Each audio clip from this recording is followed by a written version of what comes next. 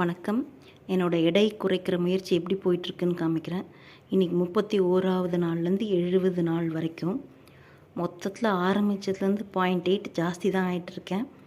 ஆனாலும் நான் காலேஜ் டைமில் ஒரு ஃப்ரெண்டு வீட்டுக்கு போயிருந்தேன். அப்போது ஒரு புக்கு கிடந்தது. எங்கே என்ன புக்கு கிடைச்சாலும் எடுத்து பார்க்குற பழக்கம், படித்து பார்க்குறது.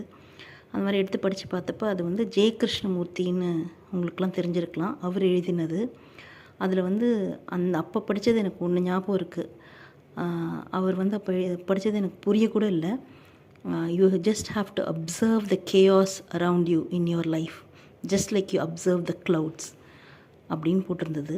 அதாவது உங்கள் சுற்றி இருக்க வாழ்க்கையில் இருக்க குழப்பத்தை நீங்கள் பார்த்துட்டே இருக்கணும். அப்படி பார்த்தாலே போதும், அது தானாக புரியும் அப்படின்ற மாதிரி எழுதியிருந்தார். அந்த மாதிரி என் வெயிட் என்ன ஆகுதுன்னு பார்த்துட்டே இருந்தால் ஒரு நாள் குறிக்கோள் அடையும்னு நினைக்கிறேன். வணக்கம்.